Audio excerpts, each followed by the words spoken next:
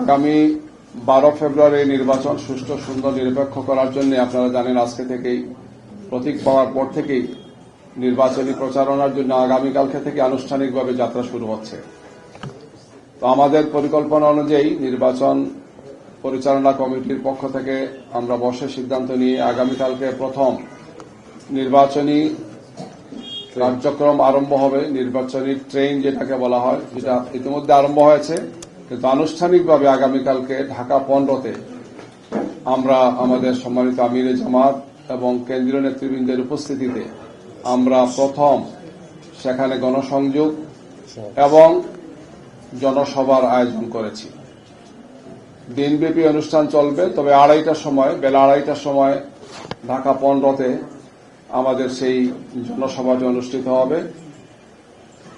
আগামীকালকে আমাদের মূল প্রোগ্রাম হচ্ছে এটি। এর সাথে আমাদের বাংলাদেশের বিভিন্ন জায়গাতে আমাদের যে সমস্ত প্রার্থীরা আছেন তারাও আনুষ্ঠানিকভাবে আগামীকালকে সব জায়গাতেই তাদের প্রচারণা নির্বাচনী কার্যক্রম তারা আরম্ভ করবে। আমরা নিয়মিত তাদের কার্যক্রমকে মনিটরিং করব, তাদের তত্ত্বাবধান করব এবং আপনাদেরকে তাদের এই সমস্ত কার্যক্রমগুলো আমরা অবহিত করব। আপনাদের মাধ্যমে জাতি এবং দুনিয়ার বিভিন্ন জায়গাতে বাংলাদেশের মানুষ যারা আছেন, আমাদের ভোটার আছেন, সে সমস্ত বিষয় ইনশাআল্লাহ আপনাদের মাধ্যমে অবগত হবে। আমরা নির্বাচন কমিশনকে চিঠি দিয়েছি। একই চিঠি আমরা প্রশাসনের বিভিন্ন পর্যায়ে দিয়েছি, বিশেষ করে স্বরাষ্ট্র মন্ত্রণালয়কে আমরা জানিয়েছি, পুলিশের বিভিন্ন বিভাগকে আমরা দিয়েছি। এ ব্যাপারে যাতে প্রয়োজনীয় পদক্ষেপগুলো গ্রহণ করে। স্থানীয়ভাবেও আমরা রিটার্নিং অফিসার সহ যারা আছেন বা স্থানীয় প্রশাসনে যারা আছেন তাদেরকে অবহিত করছি যে এই ব্যাপারে প্রয়োজনীয় নিরাপত্তা এবং সহযোগিতা যাতে তারা করে। আমরা আশা করছি যে প্রশাসন